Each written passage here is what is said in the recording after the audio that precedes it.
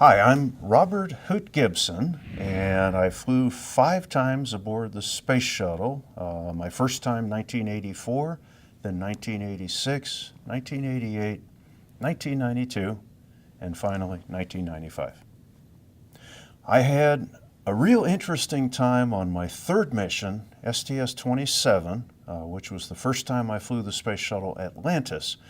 And this was a classified mission. It was a Department of Defense flight, and it had originally been scheduled to be the first launch out of Vandenberg Air Force Base in California. And that was a mission that was going to go polar. It was going to go very close to 90 degrees over the North Pole and over the South Pole.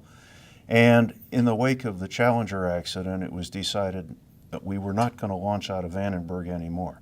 So I joined the crew that had originally been scheduled to fly that mission, and that was Guy Gardner, Mike Mullane, and Jerry Ross, with Bob Crippen having been the originally assigned commander, and then I replaced Bob Crippen to be the commander of, again, STS-27. And so all through our training, we kept getting closer and closer to launch, obviously, and the boys would keep pulling me back and saying, okay, we're 6 months to go from launch. Heck, we've been that close to launch before, because we didn't do the Vandenberg launch. So as we were moving closer in STS-27, we got to 3 months to go, and they said, that's nothing. We've been 3 months from launch before. We got down to where we were prime crew. Well, they had never been prime crew before, which means you're the next group to launch. You're the next shuttle crew to launch. And so we finally get down to launch day, scheduled for December the 1st of 1988, and we climbed into the space shuttle Atlantis. Obviously, this is the closest they had ever been to launch at that point. And we sat there for about 6 hours. And we had high winds up at altitude such that we were exceeding 100% of the design load of the space shuttle. So after we spent 6 hours lying on our backs in the spacesuits waiting to go, we scrubbed. And we climbed back out of the vehicle, and we said, okay, better luck tomorrow. We'll try again on December the 2nd. The same story. We climbed back in on December the 2nd, and we still had the high winds up at altitude. And of course, we had a limited launch window. We had a particular length of window that we couldn't go outside of. And we counted almost all the way down through the launch window, sitting there waiting at the 9-minute hold point to come out of it. And as we had something like maybe 12 minutes to go, of which we were going to use up 9 minutes of it in the countdown, they finally said, okay, the load indicators have dropped to just 100%. So you're go for launch. So we start counting down from 9 minutes. At this point, we're pretty excited. Hey, it looks like we're going to go.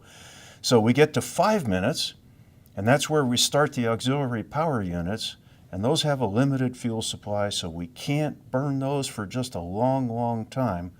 But we get inside of 5 minutes, and we start those up, and then at about 3 minutes to go, Mission Control Houston comes up, and I remember it very vividly. It was Gary Cohen was the flight director. Gary comes up on the net and he says, sorry guys, we're going to have to call a hold. Our weather at the across the ocean landing site in Spain has gone below our limits, and we aren't go for launch right now based on the TAL weather. And so the launch controller at Kennedy says, okay, we'll hold at 31 seconds. So you can probably see this coming. So we count down to 31 seconds, and the clock stops at 31 seconds. And the funny moment that I like to tell is I looked over at my co-pilot, Guy Gardner, sitting there, and I said, I bet you haven't been this close to launch before. And I knew we weren't going to go. So here we are, we're at 31 seconds. We've got just seconds left in the launch window at that point. And then a miracle happened. Our ground observer over in Spain said, okay, there's a cloud cover right now, but there's a big hole coming our way, and by the time Atlantis would get here, if they had to do an across the ocean abort, it'll be clear weather.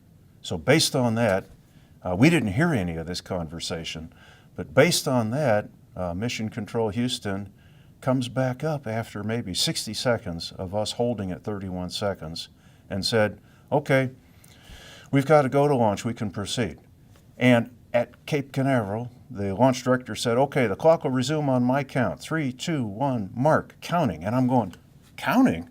We're counting down from 31 seconds. So all of a sudden it was, you weren't going anywhere.